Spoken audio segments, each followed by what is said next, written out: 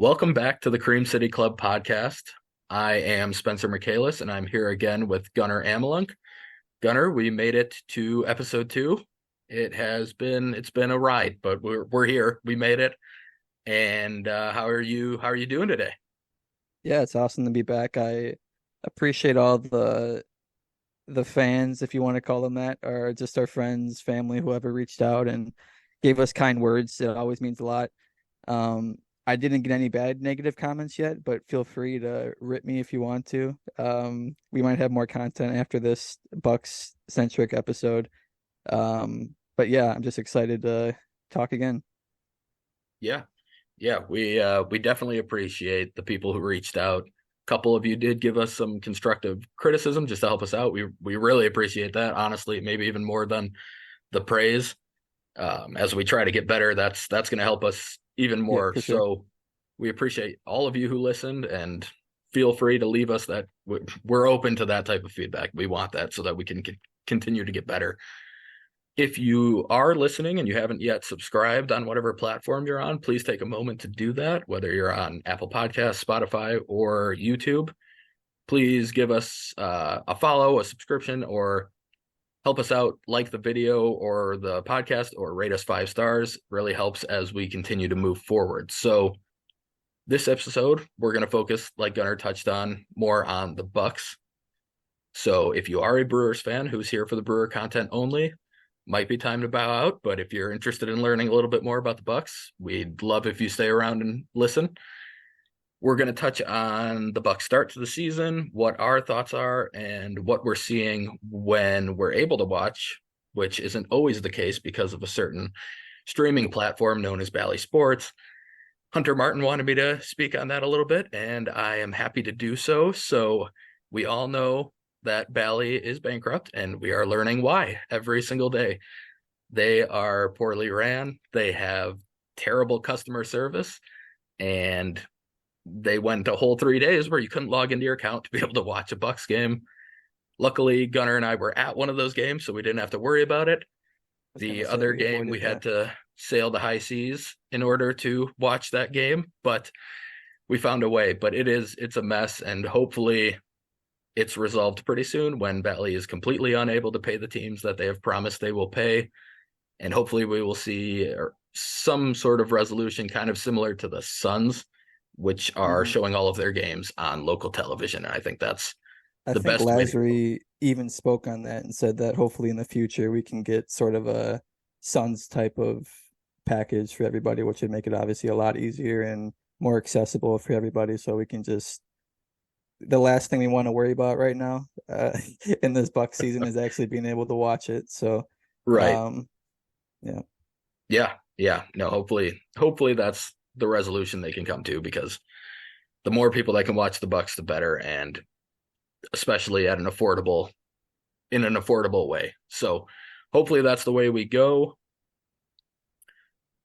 All right, that's enough of Bally. We don't need to give them any more free space here, but we'll jump right in to our Bucks coverage a little bit here. So Levi Schrieffer, one of our good friends from college, he wants to know, and I think this is a good way to kind of lead things off because we've been Bucks fans our whole lives, but people might not know too much about our Bucks fandom. So he wants to know who our favorite player on the team is. I think we can both confidently say that it's Giannis, and I would say so. Yeah. it has been for quite some time. It would be hard not to be. That doesn't mean we're not hard on him. We Oh, I've our got text notes. our texts get we're pretty hard on him. We'll tweet some stuff out about him, but it'd be hard not to have your favorite player be the two-time MVP, the Finals MVP, the guy who brought a ring Hmm. to the Bucks for the first time in our lives and the first time in 50 years. So I'm going to push it just a little bit different direction. Who is the other player that comes to mind when you think of the Bucks? The guy who maybe represents the other part of your Bucks fandom. So for me, growing up, I did grow up with the purple jersey Bucks. So I Michael Redd was always kind of my Giannis growing up. Furthermore, weirdly enough, this is where I get a little bit weird as a Bucks fan. going past that, I feel like Ursan Ilyasova reminds me of the Bucks very well. Like I just feel like he encapsulates the Bucks. He was here for a long time. Probably is up there with a lot of records for us. I know he's not like first in anything, but was just here a lot of years. I don't know why I tie him to the Bucks. I had a weird obsession with Eric Bledsoe for a while. I was very fair towards the end of it, so I understand he wasn't perfect, and I was very happy to get Drew and then obviously get Damian Lillard, who I now enjoy a lot. So right now, if it wasn't Giannis in like this current season, I would say Damian Lillard. I know you had a bit of an obsession with him in the years, so that was kind of like your Christian Yelich coming to the Bucks. But yeah, I mean, how about you? Yeah. Yeah, I mean, the Dame trade was, like you said, at one time, for people who don't know, Christian Yelich was my favorite player that wasn't on the Brewers. So when the Brewers acquired him, I ran around my school apartment for like an hour. You can ask my roommates. They saw it. It's probably not my best look, but I was pretty pumped. When we traded for Dame, it felt pretty similar because he was my favorite player who wasn't on the Bucks. So, but my answer to that isn't going to be Damian Lillard because he has only been a Buck for 9 games. And as much as I have enjoyed it, he can't be my second favorite Buck or the guy who reminds me of the Bucks. I would say it kind of feels like cheating because it's from the same era, but I love Khris Middleton. He is the epitome of what I like in basketball players, which is I'm kind of weird. I don't love like flashy athleticism. I know I said I love Giannis. It's a little different, but flashy athleticism is not what I'm always brought in by. Like that doesn't it's not my favorite thing to watch. I love watching dudes who just do what they can with what they have. And I feel like Khris Middleton is maybe the best in the league at doing that. Someone who doesn't dunk on people. His handle is, I think, better than what Bucks fans might think, but it's not like it's somebody who's going to be crossing people over and putting people on highlight tapes all the time. Instead, he's a 6'9" guy who can rim graze dunks, and he averages 20 a game for the last 6-7 years when he's been healthy.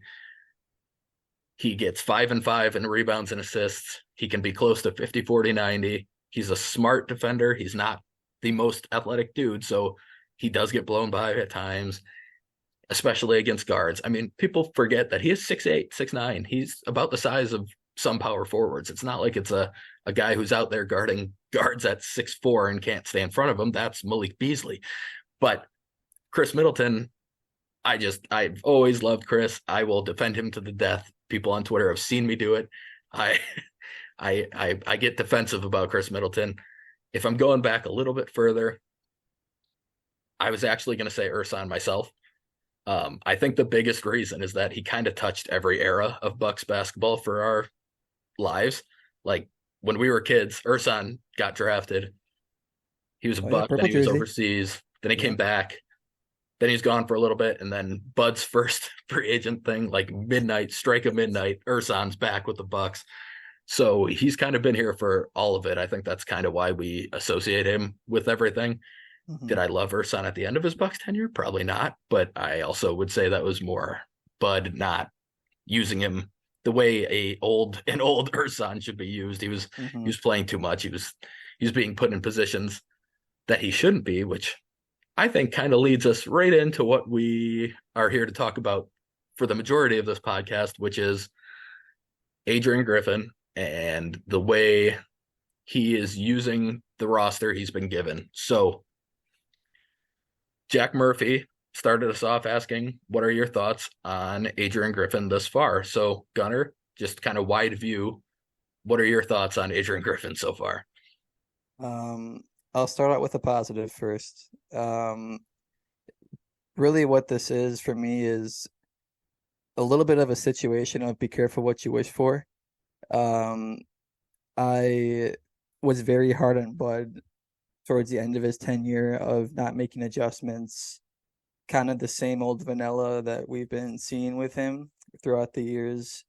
Although we did see a little bit of a change that last year, he wasn't um so aggressive with leaving just guys open, and like I did think he kind of went more to man towards the end of that playoff series. We saw it didn't exactly work with the Heat, but I will give him a little bit of credit there where he did try to change it up a little bit the first 4 years before that, it was pretty much the same copy and paste what we get. Um, Now with Adrian Griffin, I'm gonna give him credit where I th he does mix things up for me. Um, to start the year, we saw a lot of zone and aggression, and we were all had bug eyes, like, oh no, what is this? This is not going to work. And then he adjusted, went back to the drop after the players told him about it. Um, Now it this feels sort of like a mix of everything. We're getting, to me, it's still just a little too zone heavy, um, and just a little too much aggression. Um, I can get the idea of saying, look, we don't have the perimeter defenders that we need anyways, so let's just try to cause some chaos on the perimeter or whatever, try to get some turnovers. I'll speak on that in a second. I have some stats for you why that's actually not doing great anyways. Um, but he's just trying to do things that like swing the ball in our favor. I just think it's doing too much and it's just actually counterproductive at this point. Um, and for me, it is a little bit of the schemes, but it's the combination of not having the players to do that scheme, and also it's the combination of it. It's just not going to work both ways. I think the zone can work in small bursts with certain lineups. We'll touch on the guys probably later that I think can actually work in that. Um, I'm just going to throw it out in case I forget later. Andre Jackson Jr. to me should be starting. I obviously get when you got Jay Crowder and there's other names that I would like better than Malik Beasley.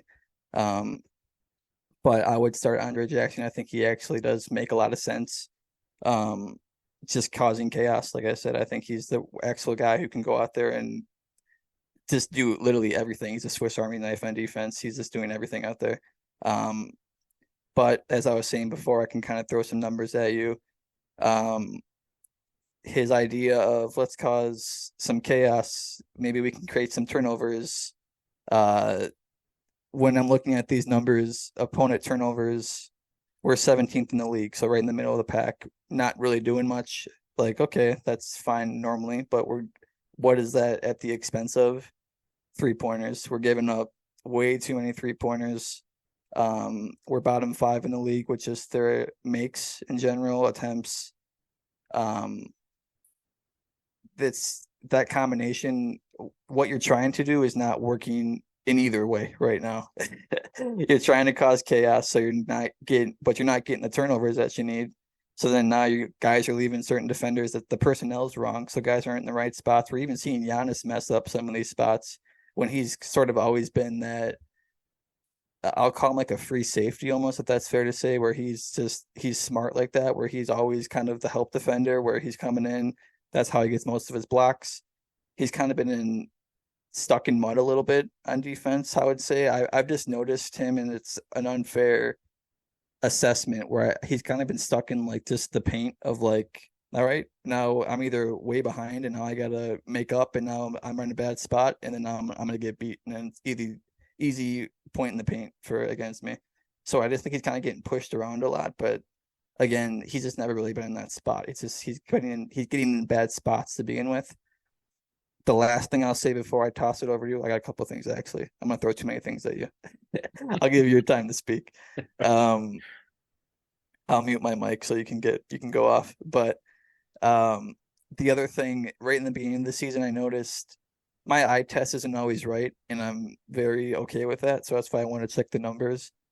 One thing I noticed with my eye test, I'm like, this, I have to be right in this transition defense. It was atrocious to start the year. I checked it earlier in the year.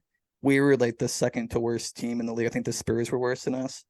Now we've gotten it up a little bit. We're like bottom 7. So if you want to say that's a win for us, sure. Some things can contribute to that. I mean, we've had slightly better lineups since then, a little bit, not much. Dame's been hurt. Dame's part of that problem. Um, and then yeah, I think the last thing I want to touch on before I hand it over to you is along with those rotations is our starters are -1 together this year, and that's Dame, Malik Beasley, Khris, Giannis, Brook.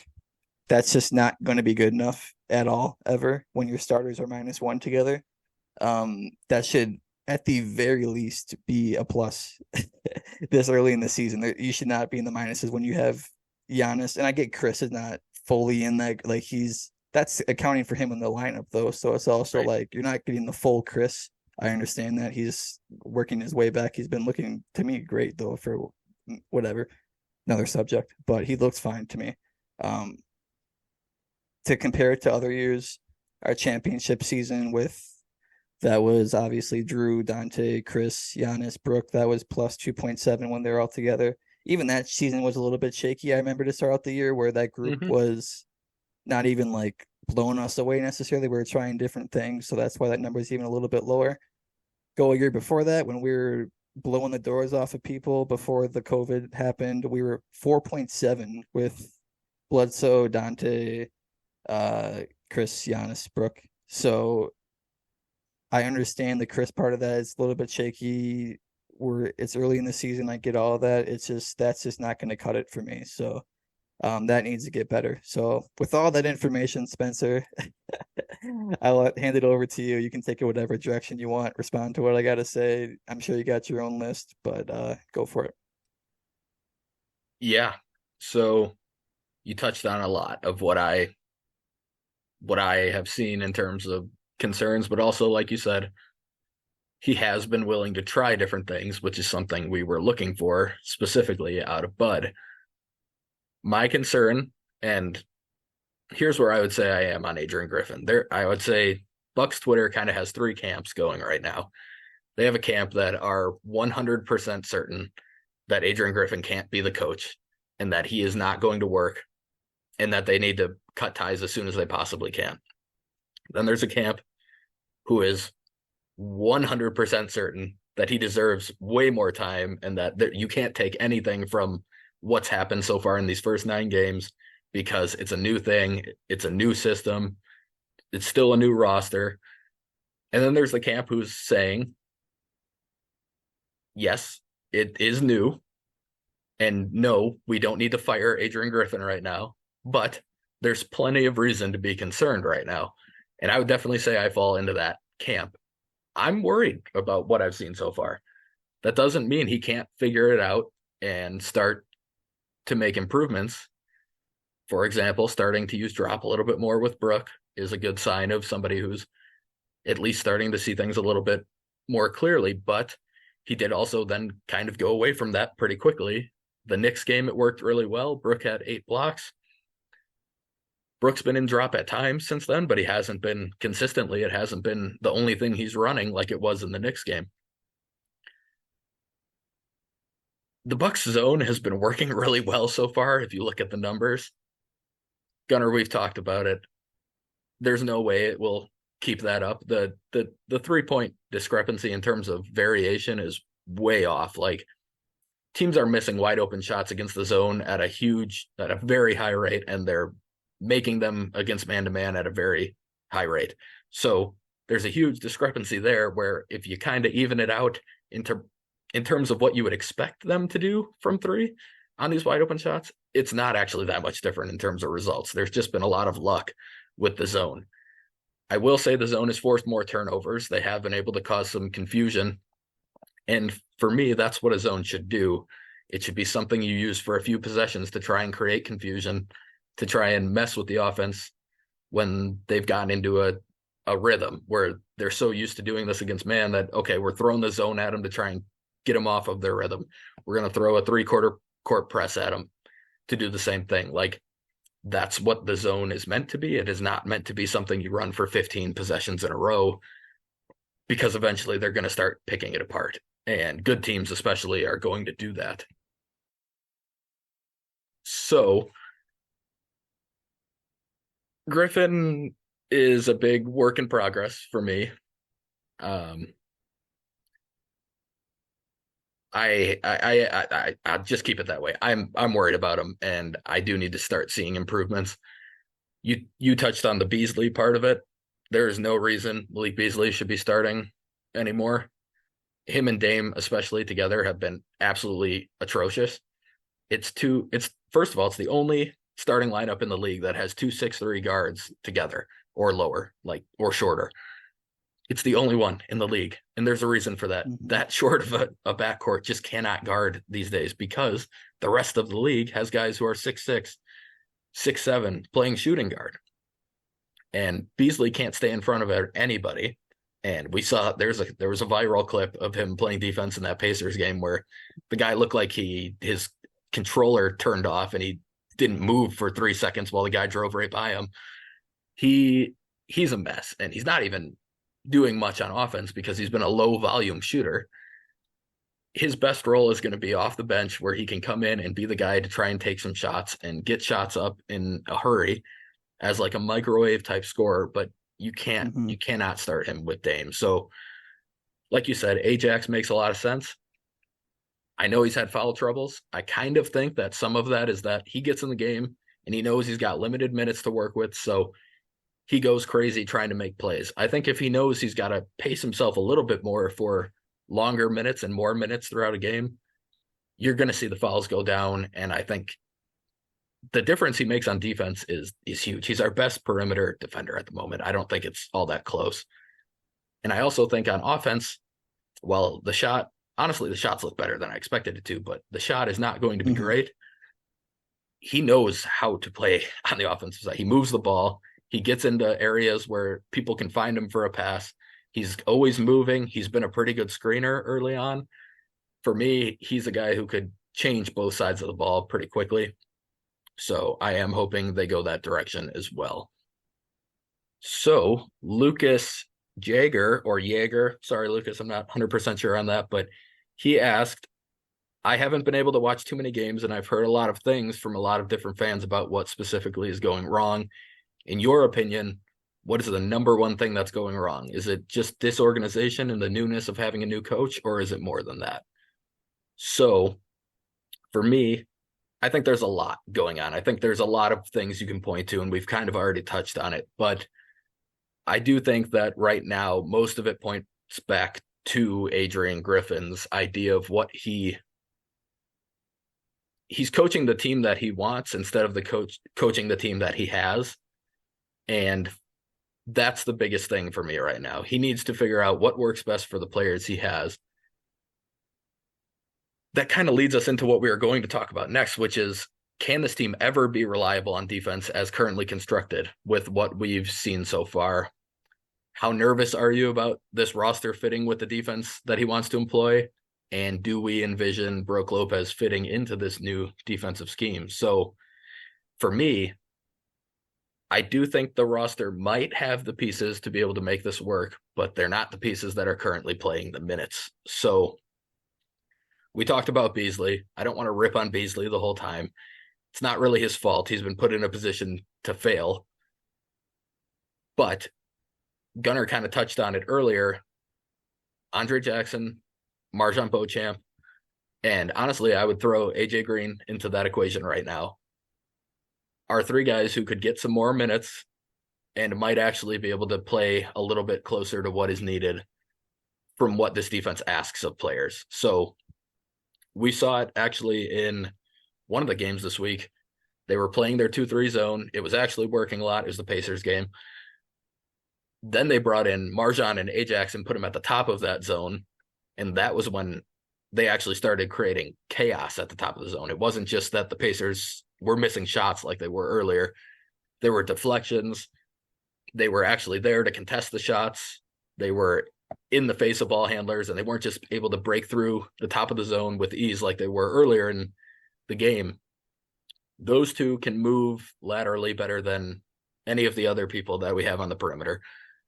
AJ Green has actually shown an ability to move decently laterally. Now, he's not going to be a defensive stopper, but in terms of would I trust Malik Beasley or AJ Green to guard somebody one-on-one right now, I would probably give the edge to AJ Green. And considering Green can also make shots at a very high clip, he's shown that he can make shots with a hand in his face. He can make shots when he's open. He's extended his range at times over the year and a half that he's been here. We've seen him shoot from near the logo at times. There's upside with Green getting more minutes that I think they should probably be exploring too. But the young guys in general deserve a shot. And I saw Marcus Johnson tweet today that, Griffin came in and he gave the vets their opportunity. And in his opinion, that was the right thing to do. Give the vets their opportunity. The guys that you signed, brought in this year, and I get what he's saying. I think that's a fair point. I think now that we've seen 9 games of it, and it clearly isn't a good fit for some of these guys, at least in certain lineups, it's time to get the youth an opportunity. And Ajax and MarJon specifically do bring a level of defense that we don't have. Now, MarJon cannot get through screens. We have seen that a number of times, but that does not make him special on this team. That is common.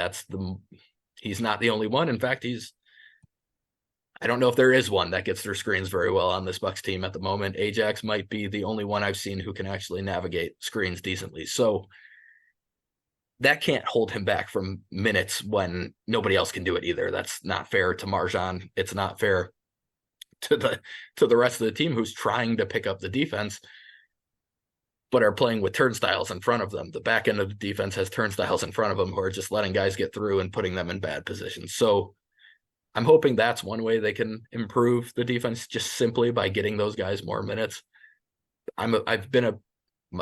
Pat Connaughton has been a roller coaster for me as I have been a Bucks fan with him on the team. I couldn't stand the guy at first, really grew on me. This year, I'm pretty concerned about Pat being playable. He looks pretty washed. And to be fair, somebody who's built as much on athleticism as him, he needs to make shots or he's not going to be able to work as well as he was a year or two ago. So I would say the fastest way to start seeing this team possibly be a little bit more reliable on defense, if they're not going to change the scheme, which I think is what they absolutely should do. But if they want to stick with this, they need to get the young guys in, and they need to actually have people who are capable of creating chaos. Or like you said earlier, they're not creating enough chaos when that's the entire plan. They got to find a way to do that. So Gunnar, what are your thoughts on that? And we'll touch on the Brook Lopez part of that. Do you envision Brook being able to fit into this defensive scheme, or do they simply need to change things for him to be able to work? First, for the entire defense, I think we're all, with the first question of, are you nervous? Yeah, we're all nervous. Nervous enough to ask the question for sure. And do I think it could work in general? It's just the rotations have to be better, and it's just at that point how much trust you have in a guy that you've seen for 9 games so far to be able to do that. It's kind of unfair to be like, well, and he's not going to change anything. We don't know. It's literally an eighth of the season so far. So a little bit unfair, but from what we've seen, no, it's not going to work. As far as the Brook Lopez part of it, for me, just full stop. When he's out there, I think he just needs to be in drop. You're putting him way out of position when he's not in drop. It's honestly very unfair to him, because that's not at all what he's done the last 5 years. What he's succeeded at, almost won a Defensive Player of the Year award doing it. It's just completely unfair. So I think when he's out there, it just needs to be drop. Even if that means slightly less minutes for him, which we've seen Adrian turn to Bobby Portis at the end of games, some of these games in favor of Brook. I don't know long term how that's going to go. In Bobby's favor, that is. But has he earned it? He's been okay this year. I don't think he's been the sore thumb that he normally is on defense, but I guess he's slightly earned it if you're going to have Brook out of position and it's just guys are blowing past him and whatnot. So, right. And what happened with what was Brook's defensive reputation when he showed up to the Bucks? It was terrible. It was terrible. Yeah. And the reason was because he was being put in defenses like this. And then the Bucks put him in a position to succeed for 5 years. And like you said, he finished second in Defensive Player of the Year last year. He honestly probably deserved to win Defensive Player of the Year last year. Now he's playing a defense back where he used to be. And all of a sudden, people on Twitter are saying, Brook's been a terrible defender. Yeah, because he's playing a defense he can't play. It doesn't make any sense to have him in that. And if that means you have to go, Brook is in drop, like you said, all the time. That's what I would do if he's in the game. And then Bobby's playing a different pick and roll coverage. That makes sense. You can do that. You don't have to say, this is our defense all the time. That was my issue with Bud. And that was a big reason why a lot of people wanted Bud to go. Bud would say, DJ Wilson, you have to play drop. Bobby Portis, you have to play drop. That's not what they Hmm. were good at. So he was putting them in a bad position to succeed. Now, I would say they were less important to the defense than Brook is, so it wasn't as big a deal that they were in a bad position. Now, the current defense is kind of putting a less important defender in a better position than the guy that's actually important. And that's my concern at the moment. I think they need to go where one is going one way, one is going the other way, and I think they could make it work. Bobby's done a decent job when he's blitzing pick and rolls or when he's asked to put his hand in a passing lane in the zone. He definitely understands it better than Brook does. And he moves better than Brook does. That's not a secret, but Brook's positioning and stuff in drop is incredibly good. So when he's in that spot, we saw it in the Knicks game. I mean, he got 8 blocks. He had 3 going into that game. He had 8 blocks. The first game they did it. And after that game, you even heard Dame say, like, I was way more comfortable today Yep. because Brook was in drop and he was directing everybody and he was giving everyone. Brook just leads the defense when he's in that spot. And it's just really hard to fathom why he ever thought that this would be a good idea for Brook. And that's my biggest concern is like, what was the thought process that led you to think Hmm. this would ever work? There was no way it was ever going to work. And the fact that he hasn't completely abandoned it yet is still a little bit of a concern. But like we Hmm. said, it's not even, or it's about 10% of the way through the season. We got to see what he wants to do, if he's going to make some changes. Hopefully, we have, like you said earlier, Khris hopefully gets up towards his actual minute count at some point here. Dame is hopefully healthy. But yeah, I mean, I don't think this, like you said, I don't think this current defense can work. And I definitely do not think Brook Lopez can work in this defensive scheme.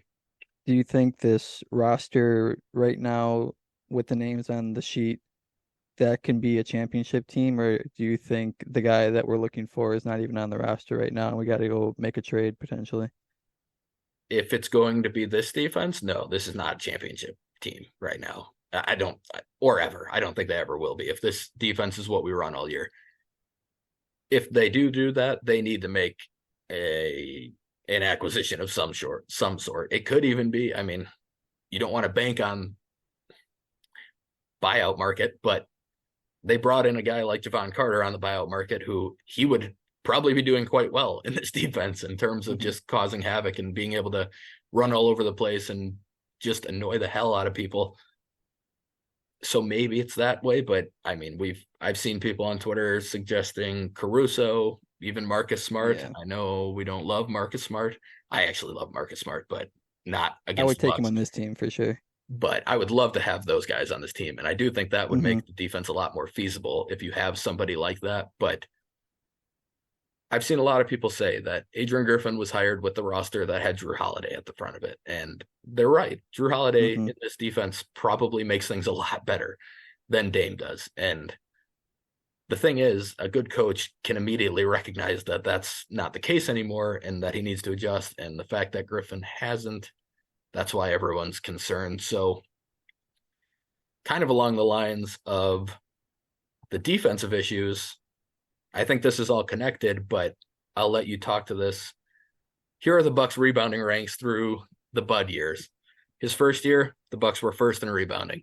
Second year, first in rebounding. Third year, second in rebounding. Fourth year, second in rebounding. Last year, they were first in rebounding again. This year, through 9 games, they are 29th in rebounding. That's got to be connected to what is happening with the defense, right? Yeah.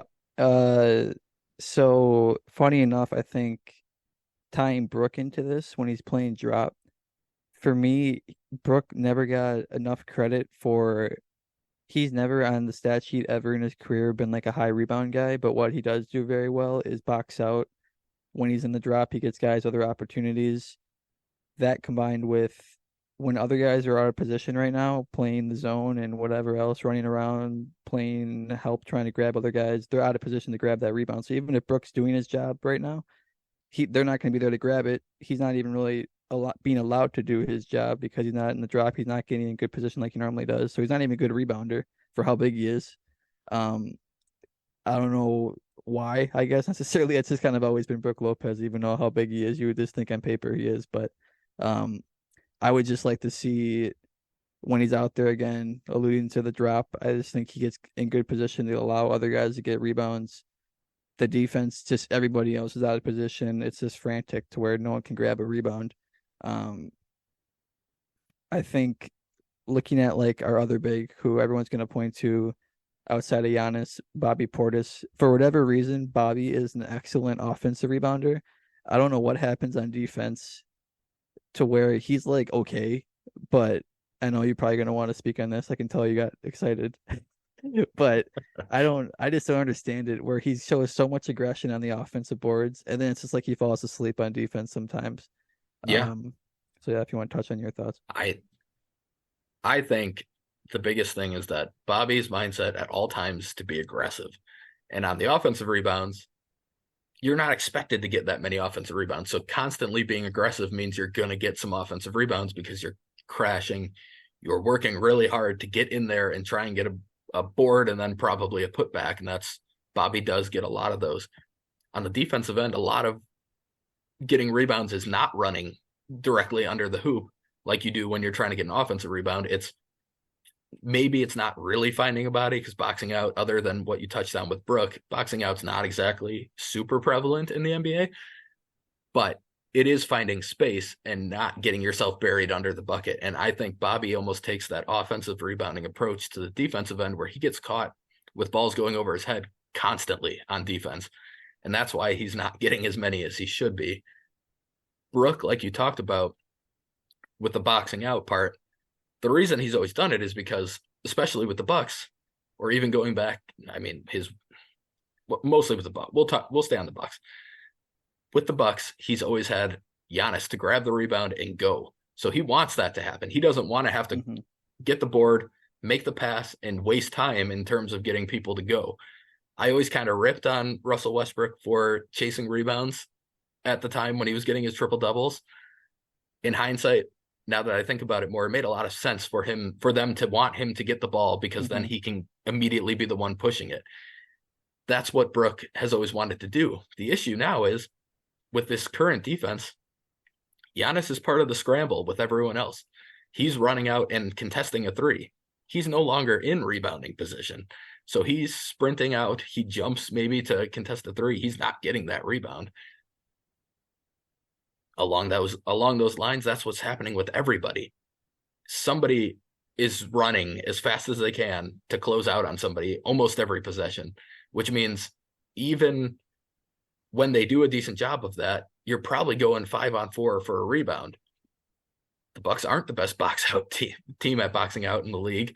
They do have a lot of guys who start running in towards the hoop, and I would say they're giving up so many three attempts that those lead to long rebounds, which when you're sprinting in from the three-point line, they go over your head and they end up right back in the offense's hands. Yep. They have also been getting beat down low for rebounds, though, on offense or offensive rebounds given up down low. It's not just that, but I do think that's playing a really big role in the drop in the numbers. So I definitely think the defense is playing a big part in this drop in the rebounding department.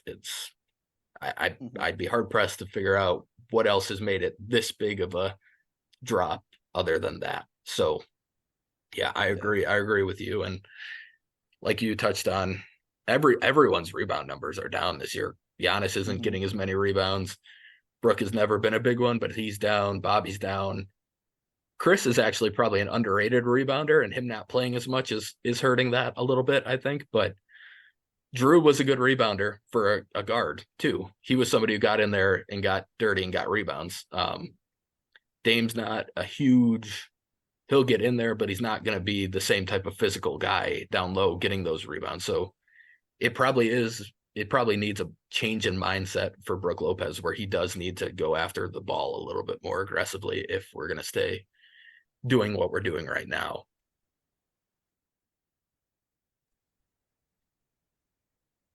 So speaking of Khris and his injury issues, he's had limited practices this offseason. He's on a minutes restriction and he's missing back-to-backs, or not. He's not missing both, but he's missing one of the back-to-back games so far this year. How worried are you about his health moving forward? He obviously just got a 3-year deal. He's not the highest paid guy in the world, but he's making over 30 million a year, so it's not cheap. How concerned are you with the health right now? Um, the fact that there's been no setbacks like last season, I'll say I'm not concerned in that aspect. I don't have the same type of worry because he is like the arrow is pointing up on him this season so far. Um, and for him not to fully be back yet, and um, it's just we're not getting the full view of Khris Middleton right now. So I guess that could be like, yeah, it's a worry. But for me, since the arrow is pointing up and we are getting to that point, I'm like more optimistic than like sad about anything or like feeling like he's not the same old Khris.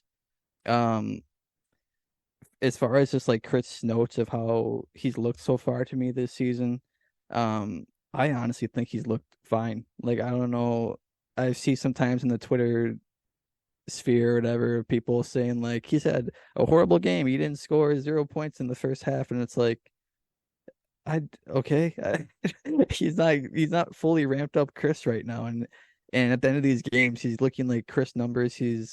I don't know what his per 36 is. It has to be pretty good. Yeah. Um, he's scoring at a pretty good rate, so it's like it looks like Chris to me. Has he been like the super aggressive Chris, where it's literally like he's the guy controlling our half court offense? No, but the cool thing about getting a guy like Damian Lillard is when you get all three of those guys together, guess what? Chris is the third guy in that. So he's going to be doing what he's probably doing right now. Um, and he's going to be exceeding at a very, very high level in that spot. That's what he was doing before um in their younger years together. That was basically Chris's role. He was never that guy that he turned into be, which he played great at that too. But I'm more excited to see them all together, all healthy. Um, I just think Chris is going to eat as the third guy now, and I know we can stop joking that he's the second guy, blah blah blah. But I just think in that third position, he's going to look like we want him to look at that point. Just give it some time, in my opinion, and is Yeah. until there's a setback, like a big setback. I understand missing games and missing practices to people maybe is a setback in their minds. I'm old enough to remember last season when he came back in that small stretch in December and he did not look right at all. Like it No. was very evident. That's just moving. Um, he didn't look right. Um, speaking to that, I've seen people point out defensively like, oh, he can't stay in front of his man. Like he can't slide laterally, blah blah blah. Have we watched the same Khris Middleton over the like that's not been Khris Middleton ever. He's not been a one-on-one defender ever in his career. He's been a great team defender and help defender. Not to the point of like Giannis, but he's just always in the right spot, always uh getting guys to, sink down to Brook Lopez in the drop. Like he's just very, very smart at what he does. He's not going to be the stopper that everybody wants him to be for some reason. He gets put on this Michael Jordan status for whatever. Like he just needs to be this incredible player that he is, but he's not that. So I just don't understand the worry, I guess, at this point. But um, you can touch on Chris more to that. Now we've seen in recent news or the last couple of games now, Dame's been sitting out. What are your thoughts on Chris as well? Then what are your thoughts now on this new Dame sitting out the last couple of games? Are you worried about that as well? Yeah, I mean, you covered most of what I would want to talk about with Chris. I agree with everything you said there. Last year, you could tell when he first came back, he had no zip and he wasn't moving quickly, he wasn't moving well. You could kind of tell something was still wrong. I think the reason he's not playing as much right now and they're being super safe with him is because they don't want that to happen again. They're going to take it slowly. They're going to be fine with making sure that he's ready to go, even if it's not until mid-season that he's fully ready to go and playing his normal 32 to 35, 36 minutes a game. That's fine. You need him to be ready by the time crunch time comes in the season. And like you said, defense he's a guy he actually can guard someone kind of Jimmy Butler-esque who doesn't move a lot laterally and plays with strength and plays with the ability to shoot over someone because of Khris being 6'8", 6'9", and he does hold his ground pretty well. But if you put him out there against, I mean, we'll stick with the Heat series last year, Gabe Vincent, when he's on a heater, no, Khris is not going to just stand in front of him and be able to slide his feet and cut him off and do all that stuff. Instead, he's probably the best. You know what? I didn't mention him earlier with screen navigation. Khris is probably one of the best screen navigators on the Bucks. Chasing around like Duncan Robinson types, he's easily the best on the Bucks at that. He does a really good job of chasing shooters. And I know Duncan actually pointed that out on his podcast after the Bucks won the championship, that Khris annoys him more than almost anybody when they play each other because he just chases really well. He's always right there. He kept saying like, I thought I lost him, and then he was right there in my face again when I was getting ready to shoot. So Khris brings different things to the defensive end, but he is a good defender. He's a smart defender. He's just not the type of guy who's going to be a stopper, like Gunnar said. In terms of the Dame injury, I wouldn't say I'm scared, but I would say it does give me a little bit, I'm a little nervous about it. It's a calf injury. I do believe that is what he's had some struggles with. Last year, he had some calf issues. Mm-hmm. The thing with him is that he has had injuries the last couple of years. And honestly, like I said, Dame's my favorite player that wasn't on the Bucks. But when the first news came out that he was requesting a trade, I had some hesitations in terms of the Bucks going after him because I was worried about the injury history he'd had recently. So yeah, this does worry me a little bit. Until it gets beyond this, where he's missing a few games, I'm not going to let it bother me a lot. I need to see if he misses now the next couple of games after the last two he's missed. Now maybe I start to get a little worried, but I'm not super concerned about it at the moment. I do think it's something to monitor and that we need to keep an eye on it. But right now, no, I'm not super concerned about it. Are you feeling any nerves about it?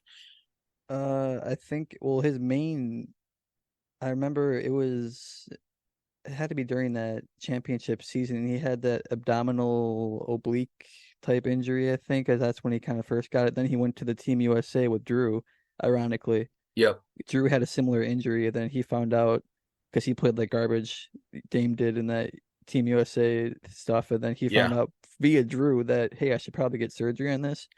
We saw Drew be fine with us, no injuries as far as that goes Yeah. in that department. So I think that, to me, that one's always just concerned me. But I think the fact that Drew's been fine since it, I'm not really that concerned with. I would be just for how bad Dame looked when he had that injury. That's the one that I was like, hopefully that doesn't peak up again, because Right.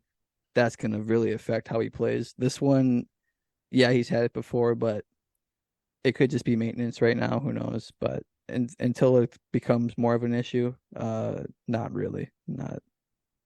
So along those lines of Dame and his health, but mainly how he's played so far, and specifically looking at the pairing of Dame and Giannis. So in your eyes, how has it looked so far? What things need to be kind of smoothed out in order to be the most successful together moving forward?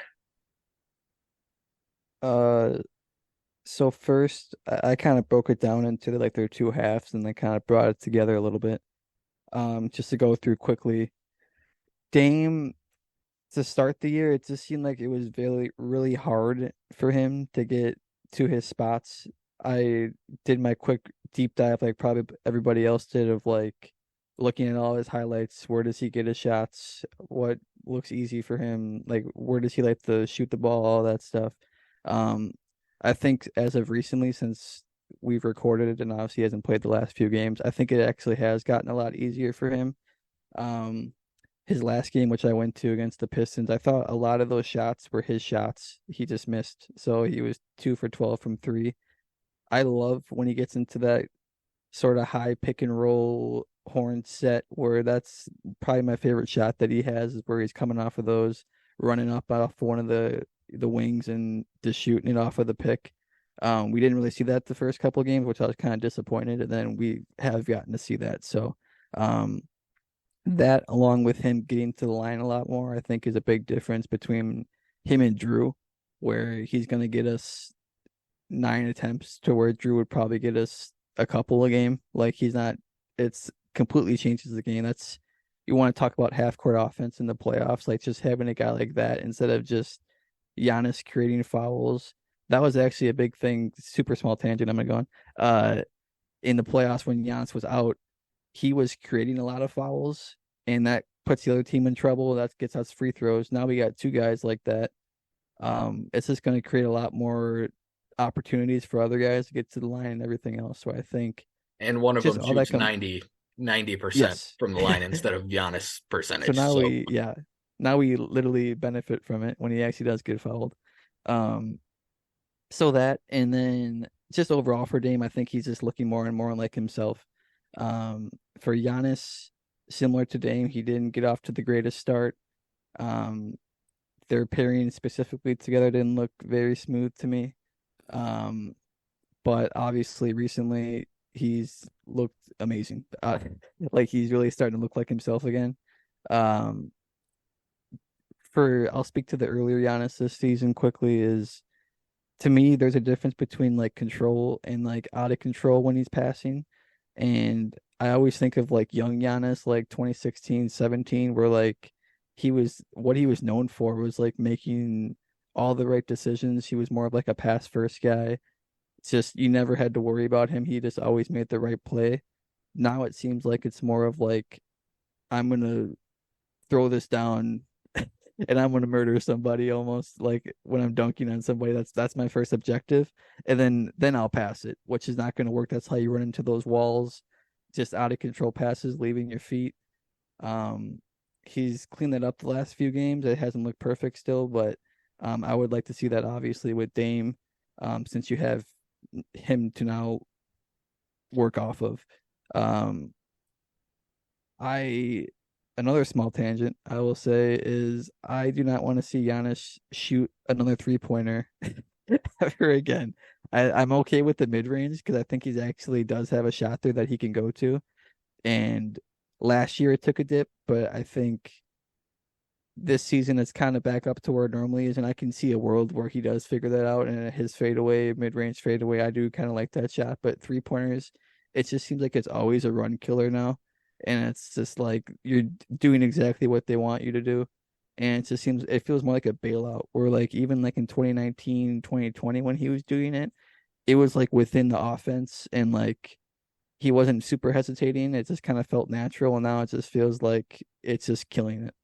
Um, Now to tie it together, everyone, the first thing everyone, even Dame himself, when you think about the pairing between them two, is pick and roll. And Dame was excited about it. We were all excited about it. We all fired up 2K and started running pick and rolls with them. I Giannis does not run pick and rolls. He never has run pick and rolls in his life. At least to the highest clip that you would think of to the guys who run pick and rolls. So this season, he only runs pick and rolls 9% of the time, and he scores it at a zero point 0.5 points per possession, which is like 17th percentile amongst guys who actually run pick and rolls regularly. Um, that's not going to get it done, especially when you got to have a guy like Damian Lillard when that was like the main big ticket thing is like, oh, this pick and roll is going to be unstoppable. We're going to go to this all the time. It is just beyond. I don't understand how that's. I should have brought this up when the Adrian Griffin part of it. It's just like, yes, it's a little bit like it's almost too easy to almost like point to like, oh, we got to run a pick and roll, we got to run a horn set every time. Like sometimes it is just that easy when you got Damian Lillard and Giannis. It opens up so much, not even just for them. And I know you'll probably get to this point, so I'll let you speak on this, but not even just for them individually what they can do off of each other, but it opens up the entire floor for everybody else to work off of that, get open shots. Um, so yeah. yeah, yeah. The biggest thing for me is that the difference. Obviously, it's a video game versus reality, but the biggest difference between 2K Giannis and real life Giannis is that 2K Giannis hits the guy that he's screening. Real life Giannis does not. He's slipping almost every single screen that he sets, or he's turning his body and basically giving a guy free reign to get right through the screen. The few times he has hit somebody on a screen, the difference in space for Dame and for him, he doesn't even have to hit him hard. He literally just has to make contact, and Dame all of a sudden has 5, 6 extra feet of space as he comes off the screen. That's all I think that has to change, is that Giannis has to start hitting people with the screen. And it's weird because he talked a big game about being willing to screen 50 times a game for Dame. But then every time he runs up there, he looks like he's afraid of getting hit by the guy he's screening. For someone who runs into the paint into 5 different defenders every possession, I don't get what he's afraid of the contact for. It almost looks like he thinks he's getting called for a moving screen, and he's the one who controls that. So I'm not really sure what is going on with that. He needs to figure that out. That pick and roll should be absolutely lethal. There's no reason it's not right now. Now, I will say, I get some of the struggles in terms of when he sets a screen for Khris, he's setting it at the 3-point line, maybe a foot or two beyond that, and he's rolling to the hoop, and he's catching a lob a lot of the time, or he's catching a bounce pass and going up with it right away. These Dame screens are being set out near half court. Well, at least they should be most of the time, being set out much further beyond half court or beyond the 3-point line. So Giannis is catching it in kind of the short roll area, which is around the free throw line. It's interesting, like you touched on earlier, Giannis used to pass super well from that type of spot.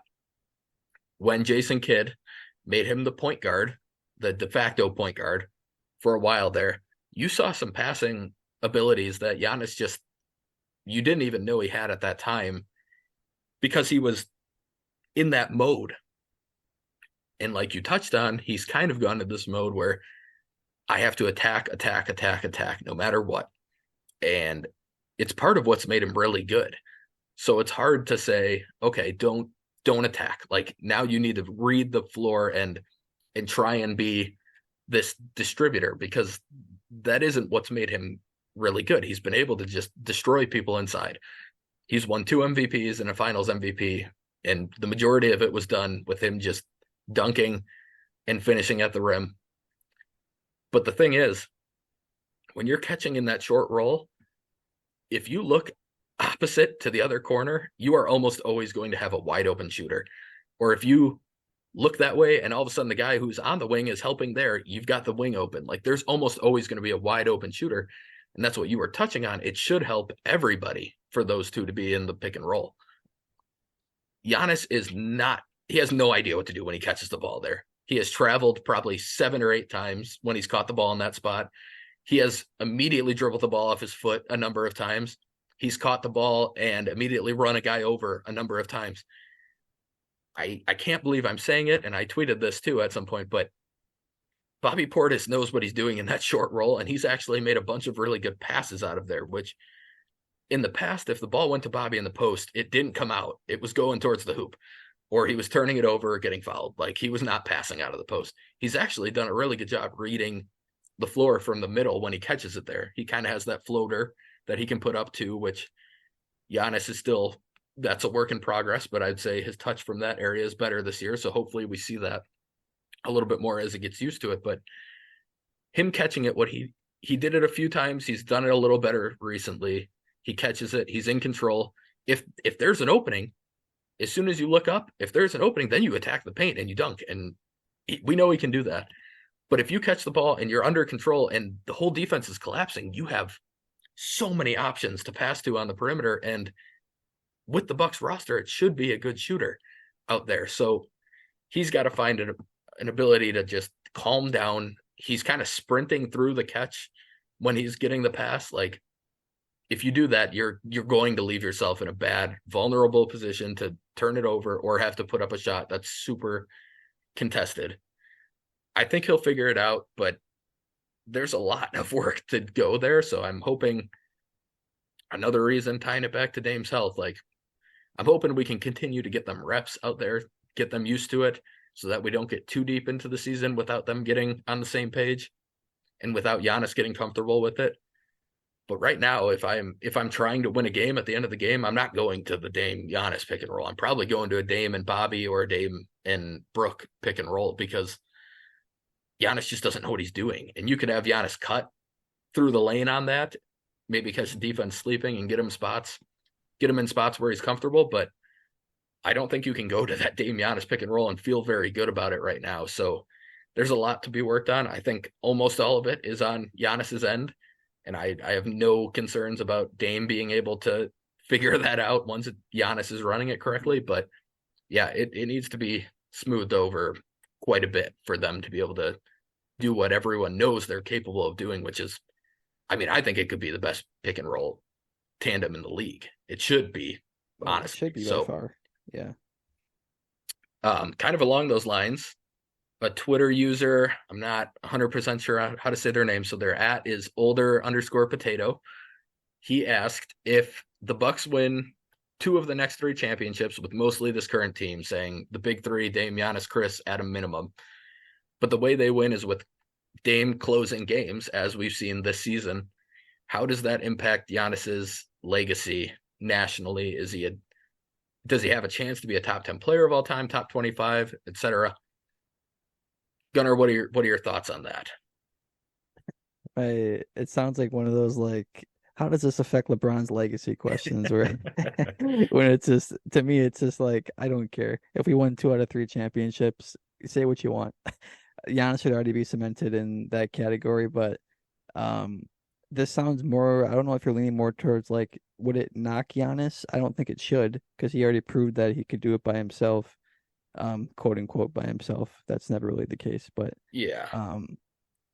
I don't think it would impact him that much, or at least it shouldn't. But I'm sure people will make a narrative and do what they want to do. But for me, Yeah. I don't The care. Skip Baylesses, the Stephen A. Smiths are going to say what they want to say on that regardless. But I agree with you. I do think, I mean, the only way it does is if Dame goes out and averages 30 for the whole finals and Giannis averages like 18 or something, like where it's clear that Dame is the one that led you to that finals win. I guess maybe that affects Giannis's legacy a little bit, but I'd honestly say we've kind of already seen how it affects Giannis's legacy when someone else closes games, because Khris was closing games in 2021. Giannis wasn't really the one closing games the majority of the time, and nobody knocked Giannis for that. He got his 50 in the closeout game. He put up insane averages the whole finals on a bum knee. Like, nobody cared. He was closing out games defensively. We saw the block in game 4 on the lob. Like, unless he has a bad finals, I don't see how it impacts his legacy if Dame is the one that closes out the games. But yeah, like Gunnar said, like if we win 2 of the next 3 championships, I'm not going to care what Giannis's legacy is in that way. In my eyes, he'll be top 10 easily. Yeah. He's probably already a borderline top 20 player if you just take his resume and assume that he's at least going to play for a little while longer and Yeah, keep that's the putting up thing. He just all-star needs appearances. the counting stats to add up at that point, but he's already Right. in that conversation. Yeah, it's all about longevity at this point. But yeah, I can't see a way that 2 out of 3 championships would negatively impact Giannis any more than, no matter what, no matter how it happens, his legacy is going to be there. Yeah. I think if you reverse the roles, like let's say Dame was, I don't want to imagine Giannis not on the Bucks, but let's just say like Dame was the one who had the ring, and then Giannis needed Dame again, and then Giannis didn't have a ring, and then now Dame's coming over, and now Dame gives him 2 more rings. Then I could see it like, oh, Giannis never got his 1 ring, and he was never the guy. Like, then I could see that conversation. But he got his 1 ring. He showed that he can, right, like you said, 50 points. Like, or Dame is on these 2 out of 3 championships and he doesn't close out games, and it is Giannis or Khris.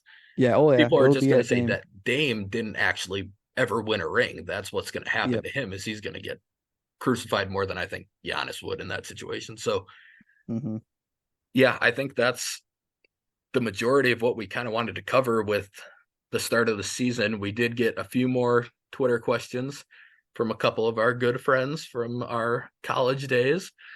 We'll start it off with Hunter Martin.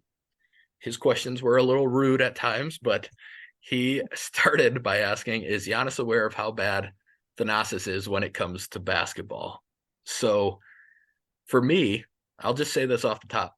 I don't think Thanasis has ever been the worst player on the Bucks roster while he's been on the Bucks roster. That's not meant as a big compliment, but currently he's better than Robin Lopez. I don't think there's any question about that. He's better than the Elijah Bryants of the world going back there. He's better than I'm not going to keep listing them, but I would say I don't think he's ever really been the worst player on the Bucks. He is not a good NBA player, but I think it's pretty clear how much his teammates appreciate him. I think that he does legitimately. I would say he's the most valuable 15th man in the league because Giannis keeps talking about how Thanasis is the one who convinced him to sign this new extension, and I think Thanasis is probably the only guy who can calm Giannis down at times when he needs to be calmed down. So having him there just for that type of support and just constant energy, it can be a little annoying at times if he's in the game, but the constant energy is applaudable. And I think it's pretty impressive how hard he works and how much he's been able to bring to a team when he really doesn't even see the court much. It's impressive to have people who actually want you to be around when you aren't the most talented basketball player. Yeah, honestly, yeah, everything you just said, I agree with. I don't have anything really more to add outside of, um, I don't think he's a bad basketball player. Like, I know the question always gets thrown out, like, would he even be in the NBA if he was, uh, not Giannis's brother? And it's like, I think so. Like, we just saw it in the Magic game. Like, he literally got us on a little bit of a run there. Like, as much as Yeah. he's annoying sometimes, it weirdly enough, not to go back into our other conversation, like he kind of worked in that defense where like, hey, go do your thing, go just make havoc Yeah. Yeah. and just cause some problems. So is Giannis aware? I think he's aware that he's not like you're not hearing Giannis being like, hey, why is he not playing 20 minutes a game type Right. of thing. Like he knows what he is and he's never like begging for his minutes to be played. But yeah, I don't think it's he can be here as long as he wants, as long as Giannis is going to be here. I will not ever complain. Yeah. I agree with that completely. Hunter also asked us to name our top 10 players from the 2010s and on. We we talked about it. It's we didn't want honestly to take the time to really lay them all out. So what we will do is obviously Giannis and Khris make that list. I think a lot of the guys, Brooke Lopez makes that list. Drew Yeah. Holiday makes that list. You could make an argument that Eric Bledsoe makes that list. There's plenty of guys we all like, but Gunnar, how about a couple guys from the era before, or even we'll say the Larry Drew or the Jason Kidd era, a couple guys that you think would make this list? We don't speak of Jason Kidd's name on this podcast. Um, but I will say kind of along those like not funnier lines, I was a big Brandon Jennings fan. Um, it's one of those things where like if I watched him now, I don't think I would really enjoy him as a player, but to me back then it's like he's a very good player. Why are we losing this guy? Like he wants to be here and it's like I just look at it that way. Um, but I did enjoy him a lot. And then obviously, like I said before, Ursan to me, it's like I just imagine the Bucks with Ursan, and he was really good when those early 2010 teams. Like he Yeah. was very underrated.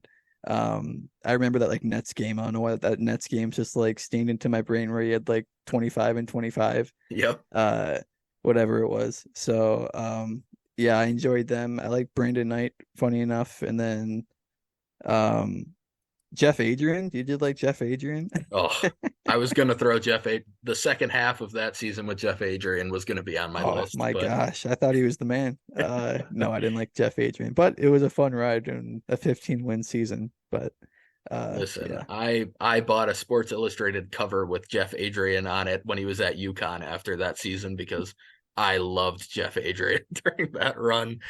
Um, no, he you covered the guys I was going to talk about. I'm trying to think if there's we could not. spend 30 minutes on this We coming up could. with We obscure Bucks 100% could. I'm players. trying to think of anybody that really would deserve to be on there from the 2010s, but I'm not listed. Monte Ellis is not making my list.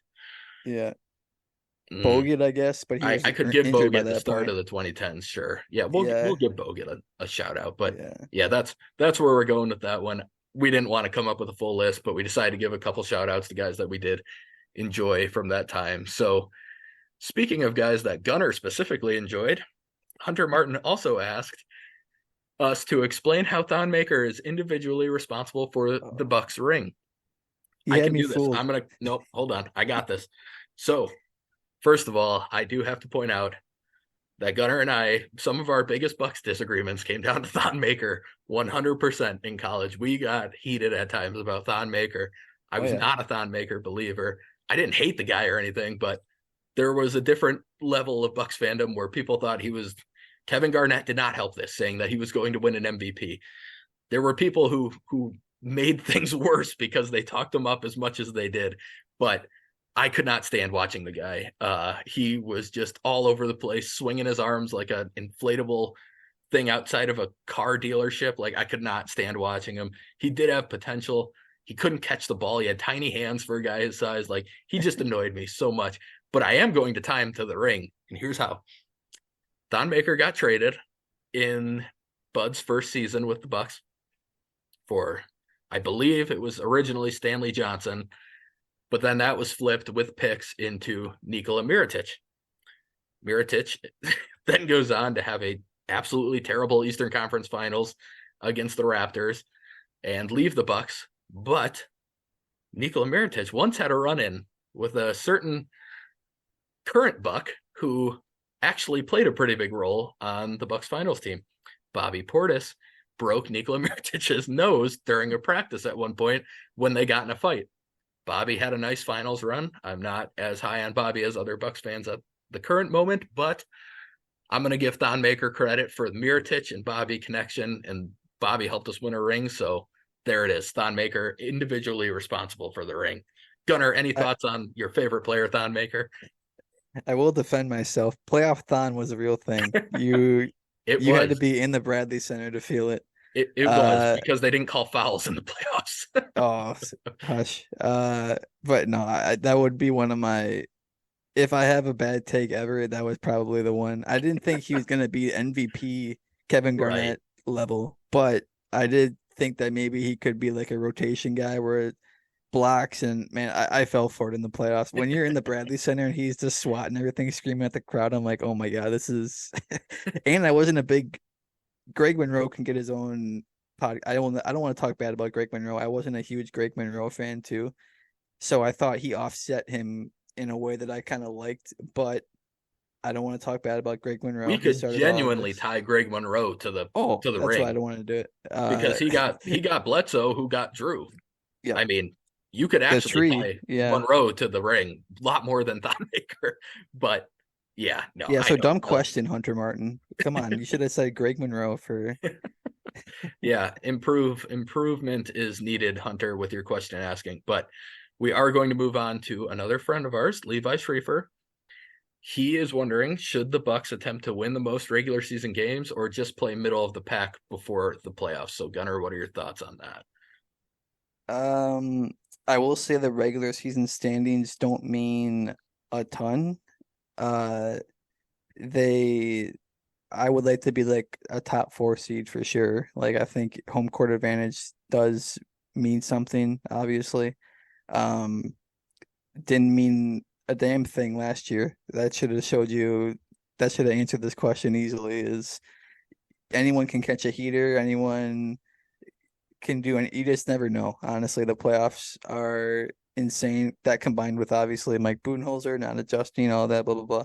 Yes, I understand that's part of it, but yeah, I would just like a top four seed. I just don't really care, to be honest. But no, I wouldn't want to like run into the playoffs with like the Heat like 500 record and say like, oh, everything's all fine. But I would like to be in a good spot. Right.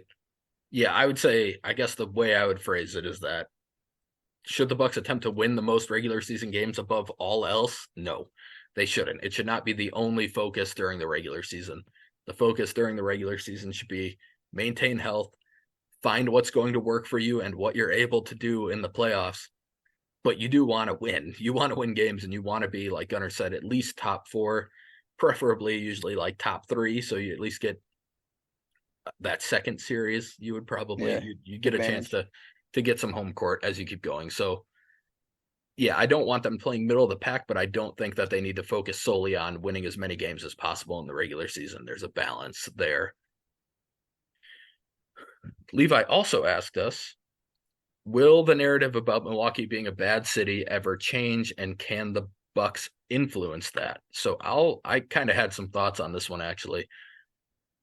I kind of think they already have, or not kind of. I think they absolutely already have, and there's kind of a timeline that you can look back at it, going back to when Fiserv was built. At the time, we were already kind of looked at as, this city might lose the team. It's a tiny market. There's nothing there. Nobody wants to be there. They can't even find enough funding to keep this team here. Getting that arena built, which I would say a lot of that can be tied to Giannis and the idea of hope that he had brought over the first few years of his career, really did change how, not necessarily nationally, but people even in the area kind of looked at the Bucks and also looked at the city like, hey, somebody stayed. Like they found a way to be here and they wanted to be here. And then you go a few years later, COVID's going on, but Giannis decides to sign the Supermax while everybody's telling him he should go to Miami or LA or New York because it's a big market where he's going to find all this more. He's going to get more sponsorships. He's going to get more money in any different way. And he chose to stay in Milwaukee, and he talked up Milwaukee the whole time while he did it. Like, while ESPN may not have acknowledged it, it was acknowledged around the world that, like, hey, he wants to be there, and clearly there's something there that draws him there. Then the Bucks win the finals. The Deer District goes absolutely insane during that run, and people see a new kind of revitalized area around the arena that maybe hadn't been ever shown on ESPN or any of that stuff before that, until there were 75,000 people outside the arena the day they won the championship. And there is always going to be a reputation for Milwaukee. There are areas that need work. It absolutely is not a perfect city or anything, but I think the Bucks have shown already that there are a lot of positives there too, and there's a reason that people are happy to be here. And Khris Middleton keeps re-signing. Brook Lopez keeps re-signing. It's not just money. Those two probably had offers that were very comparable this year from teams that were in, I mean, even in Houston. We know Brook had a very similar offer in Houston, which is you get no income tax in Houston, in Texas. Like, there's a lot of draws to other places, but obviously the team winning helps.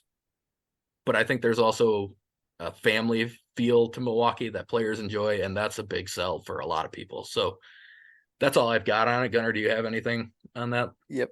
Just quickly, I mean, knowing when we were kids and Bucks fans, just the narrative, just compared to that to now, it is night and day. I got down the wormhole quickly about, I was looking at, for those who might remember, we almost got Josh Smith, and I found a quote where, not, I don't want to exactly make the quote, but he was basically saying like there's nothing to do in Milwaukee. Basically, the same old like Milwaukee sucks as a city. But then we almost traded for him the next year, so it was kind of funny. I think he said that during like our Fear the Deer playoff run. I think he said that when we played Atlanta. And then there was like rumors that he wanted to be here or whatever to play with Jennings or whatever. But blah blah blah. I just think it is night and day now, and I think like you said that narrative has changed. Thanks to Giannis. Yes, thanks to our owners because we got the whole new arena and everything else. So yeah, I just think the narrative has changed. And for people who are obviously there when I was there, I was obviously a kid, but and the Bucks meant a lot to me anyways, so I could never really understand it.